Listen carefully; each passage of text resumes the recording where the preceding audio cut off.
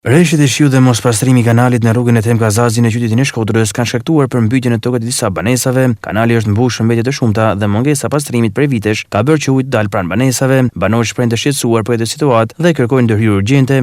Ndërkohë për këtë problematikë kanë kërkuar dhe më herët një zgjidhje.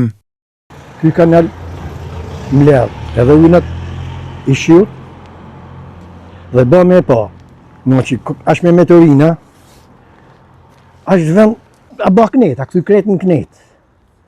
Dhe bë me vure, bë me mat, nga kryqëzimi në fund xhabijeve, dhe deri tu, ku jam t'i folën tash, nuk i kalojnë 300 metrat. Dhe 300 metër nga hynja e Shkodrës, me kënë kja pamje, unë do kisha pas marrë me kënë punojës bashkijet.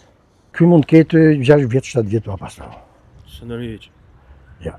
Bile një takim që pata për me në gju ne banorëve të rajonit e njëjtën problemin e kanalit dhe një nuk u prezentu se kush ishte, tha ju i hidhni vetë meteorinat. Ashtë e vërtet se ne i hedhin vetë meteorinat.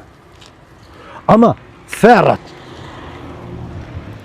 nuk i mjellim na.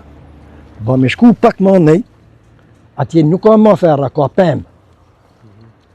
Ma në menen nuk i kena mjell. Në përbaqet që kena aktualisht e kena prezent. Imaginat është, kur në këtë kohë në rrin ujë në përbaqet që janë pem në gjelbrim e sipër, du dalë fëmija me lëviz në përbor është e pa mujtën.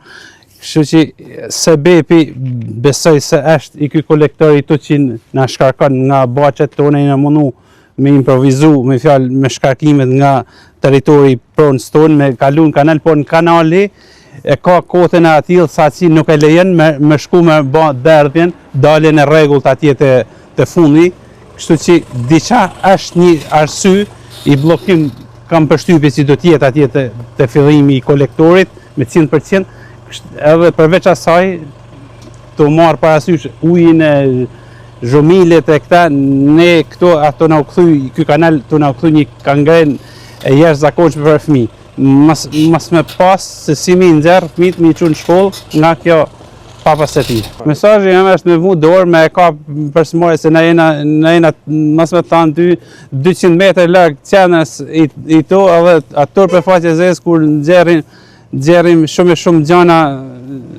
tjera që të banë në vërtet qytet. Sipas banorëve janë rreth 15 familje që janë prekur nga përmbytjet në këtë zonë.